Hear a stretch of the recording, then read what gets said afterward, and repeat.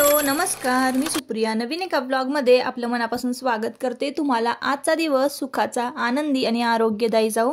तुम्ही जी काही स्वप्न पाहिली असतील ती सगळी स्वप्न तुमची पूर्ण होत। त्याचबरोबर शुभ सकाळ सर्वांना। सकाळची वेळ आहे आणि सगळ्यात आधी ना मी तुमची माफी मागते। तर आपले जे व्लॉग आहेत ना ताईंनो ते रेग्युलर येत नाही। एक दिवसाचा गॅप ठेवून व्लॉग येतोय आणि ते पण कधी कधी म्हणजे खूप उशिरा येतोय। म्हणजे जुने व्लॉग, आता हा जो व्हिडिओ आहे ना तर तो त्रिपुरारी पौर्णिमे दिवशीचा व्हिडिओ आहे। त्या दिवशी शुक्रवार होता आणि त्या दिवशीचाच व्हिडिओ मी तुमच्याबरोबर शेअर करते।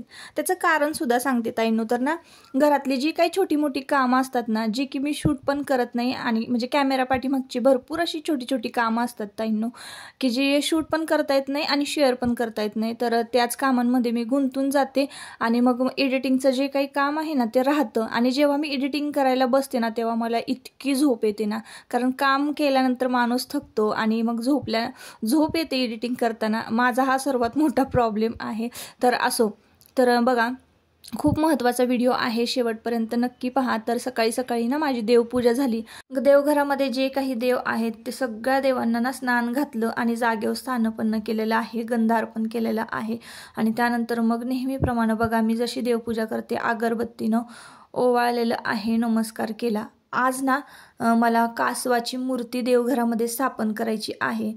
तर तुम्हालाही जर लक्ष्मी आकर्षणासाठी कासवाची मूर्ती देवघरामध्ये स्थापन करायची असेल ना तर नक्की हा व्हिडिओ पहा। कशा पद्धतीनं बघा मी इथे देवघरामध्ये कासवाची मूर्ती स्थापन करत आहे।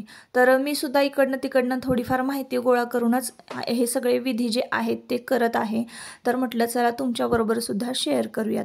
आता हा जो कासव आहे तर कासव वेगवेगळ्या धातूचे येतात। काचेचा कासव असतो, पितळचा असतो, तांब्याचा असतो। तर काय करायचं आहे आपल्याला, जर कायमस्वरूपी देवघरामध्ये कासव जर स्थापन करायचा असेल तर आपण कासव जर विकत घेताना असा चांगला भारदस्त बघून घ्यायचा आहे, जाड घ्यायचा आहे। जर तुम्ही इच्छापूर्तीसाठी म्हणजे आपण जे म्हणतो की नाही नवस, इच्छापूर्तीसाठीचे जे कासव असतात ते तांब्याचे असतात। पितळचा हा बघा मी कसा घेतलेला आहे, छान जाडजूड आहे, तुम्हाला दिसत असेल व्हिडिओमध्ये। तर इच्छापूर्तीचे जे कासव असतात ना ते तांब्याचे असतात आणि खूप असे हलके असतात। तर आपण जी काही इच्छा बोललेली असू तर ती पूर्ण झाल्यानंतर ना आपल्याला ते कासव पाण्यामध्ये पुन्हा सोडून द्यावे लागतात।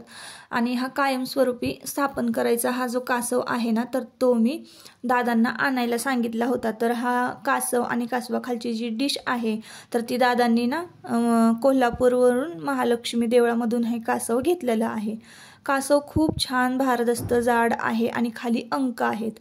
आता हे कासव कसं स्थापन करायचं, पाण्यामध्ये ठेवायचं की तांदळामध्ये ठेवायचं, कोणत्या दिवशी हे कासव स्थापन करायचं आहे तर हे सगळं मी तुम्हाला सांगते। तर बघा दादांनी कासव आणल्यानंतर ना मी कच्च्या दुधामध्ये, गाईच्या कच्च्या दुधामध्ये हे कासव रात्रभर म्हणजे बुडवून ठेवलेलं होतं। मग पौर्णिमा लागायच्या आधी मला पौर्णिमेला स्थापन करायचं होतं त्यामुळं।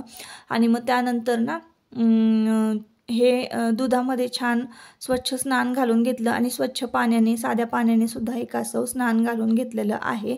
आणि मग त्यानंतर ना आपण हे सगळे विधी करत असताना एक मंत्र म्हणायचा आहे। तर तुम्हाला माहिती आहे कासव म्हणजे विष्णुदेवांचा अवतार, कूर्म अवतार। तर आपल्याला ना हे कासव स्थापन करताना ओम कूर्माय नमः, ओम कूर्माय नमः असं 11 वेळा किंवा 21 वेळा म्हणायचं आहे।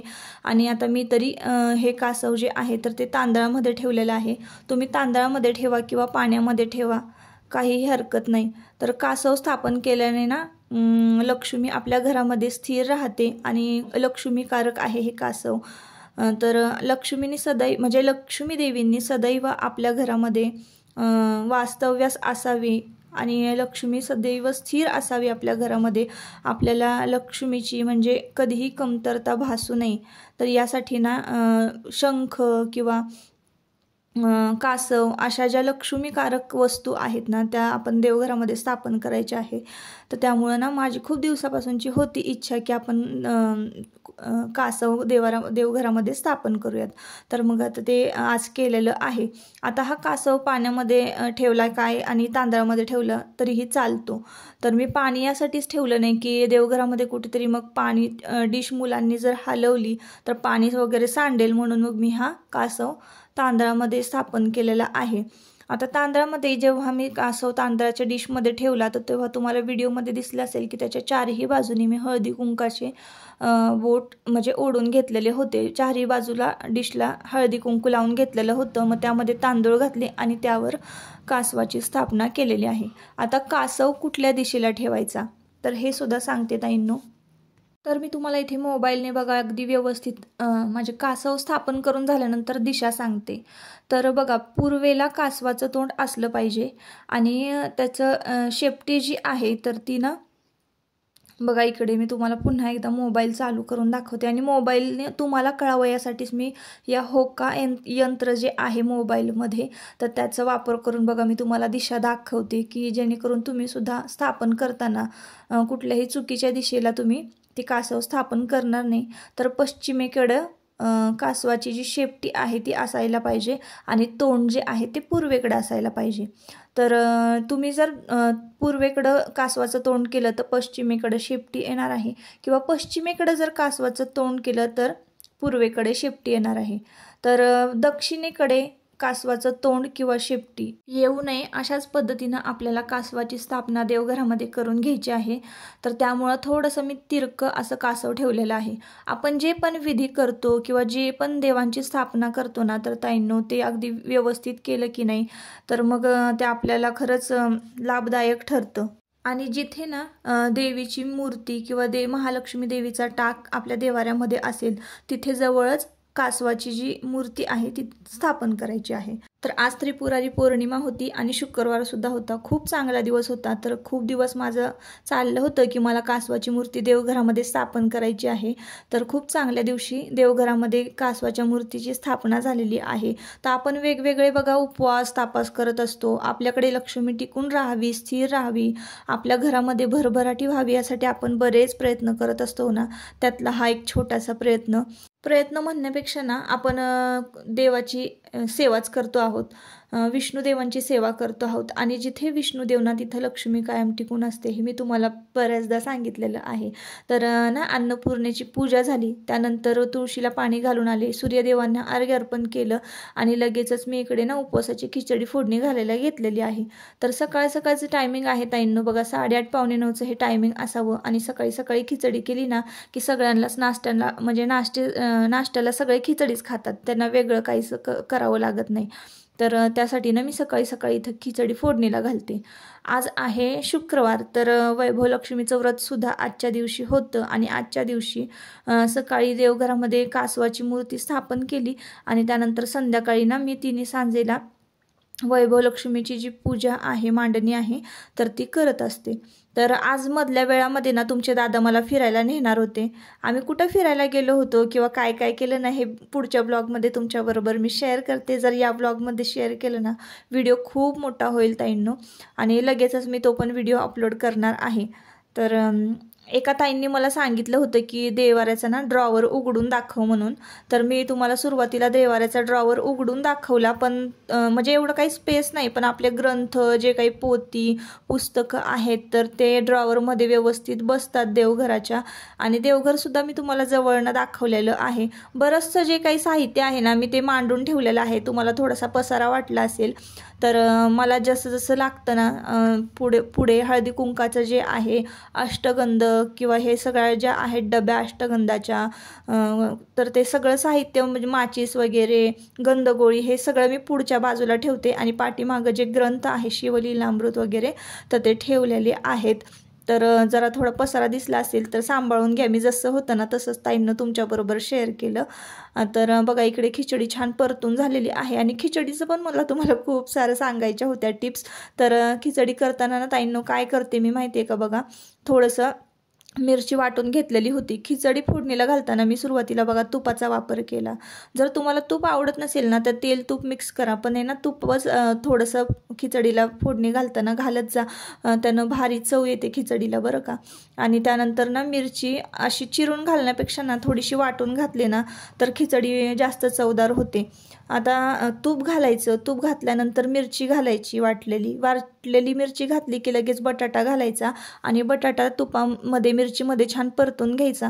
त्यावर थोडंसं मीठ घालायचं आणि मस्तपैकी ती खिचडी आहे ना, म्हणजे मीठ बटाट्याला लागलं ना मीठ घातल्यानंतर तर मस्त लागतो बटाटा. त्यामुळे बटाटा फोडणीला खिचडी काही जण काय करतात, आधी खिचडी फोडणीला घालतात आणि वरून शिजलेला बटाटा घालतात. तर तसं नाही करायचं.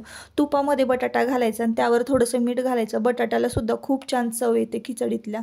तर अशा पद्धतीनं बघा मी खिचडी केलेली आहे. आणि त्यानंतर ना साबुदाणा घालायचा. कूट खालीच मिक्स करून घ्यायचा साबुदाण्यामध्ये, म्हणजे मग जास्त मेहनत लागत नाही आपल्याला हलवायला.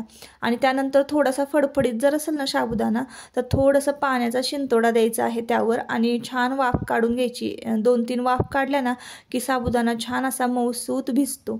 तर झालेली आहे आपली खिचडी. आणि सगळ्यांना मी इथे नाश्त्याला बोलवत होते. आजीबाई तुम्हाला बाहेर बसलेल्या दिसत असतील. तर आजी ना मोबाईलवर सध्या आता रील्स बघतात बरं का. त्यांना आवडतं रील्स बघायला. आणि बाबा खाली झाडांना पाणी घालत होते. आणि दादांची तुमच्या गडबड चालली होती नाश्त्याची. माझी नुकतीच देवपूजा झालेली होती. तर आणि मुलांचा नाश्ता झालेला होता. देवांशला ना मी दूध काला चारला होता. तो दूध काल्याशिवाय काही खात नाही.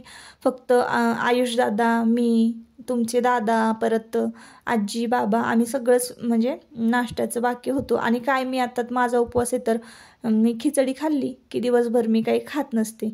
आणि जायची गडबड खूप झाली होती. आम्हाला फिरायला जायचं होतं. तर आज दादांना थोडासा वेळ होता. त्यामुळं दादा आज ना आम्हाला थोडासा वेळ काढून फिरायला नेणार होते. तर मी तुम्हाला पुन्हा एकदा बघा ताईंनो ड्रॉवर उघडून दाखवते. का ताईंची कमेंट होती ना त्यासाठी.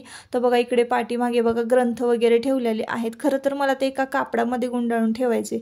हे तांदूळ जे आहेत अक्षरशः मला आहे ना धुवून वाळवून मग ते पक्ष्यांना घालायचे आहे. कारण आपण त्यामध्ये हळदी कुंकू मिक्स केलेलं असतं ना, तर त्याचं मग पक्ष्यांच्या पोटात तसंच जाऊ नये यासाठी. आणि मग इकडे बाळकृष्णाचे ड्रेस वगैरे, ओटीचं सामान, हे सगळं साहित्य मी तसंच ड्रॉवरमध्ये भरून ठेवलेलं आहे. तर थोडासा पसारा दिसला असेल तुम्हाला. तर आजची देवपूजा बघा कशी झालेली आहे. आणि चाफ्याच्या फुलांनी ना देवारा खरंच खूप छान उठून दिसतो. आणि चाफ्याची फुलं इतकी सुगंधित फुलं आहेत ना ताईंनो, देवाऱ्याजवळ बसलं ना की उठायचं मनच होत नाही, इतका छान सुगंध दरवळत असतो. तर इथे मी तुम्हाला कासव बघा सरळ ठेवलेलं दिसत असेल. पण ज्या वेळेस मला कळालं की हे दिशा चुकीची आहे त्यावेळेस मग मी लगेचच कासव तिरकं केलेलं होतं. तर बाळकृष्णांना बघा किती छान ड्रेस घातलेला आहे.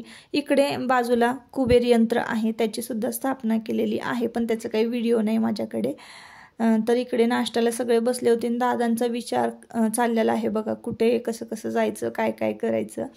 तर असा विचार करत करत दादा नाश्ता करत होते. आणि मग दुपारचं जे जेवण आहे ना तर ते मुलं आणि तुमचे दादा बाहेर करणार होते. मी मात्र एवढी खिचडी खाऊन झालं माझं की झालं, आजच्या दिवशी माझा उपवास होता. तर आजचा व्हिडिओ तुम्हाला ताईंनो कसा वाटला किंवा ही माहिती कशी वाटली मला नक्की कमेंट करून सांगा. जर आवडली असेल किंवा माझं चुकलं असेल तरीसुद्धा कमेंट करून सांगा. आणि इकडे बघा देवाचे अभंग लागलेले होते आणि आमचा नाश्ता चालला होता. तर आपण परत पुन्हा भेटूया नवीन एका ब्लॉगमध्ये. तोवर स्वतःची काळजी घ्या आणि मस्त राहा. Bye bye.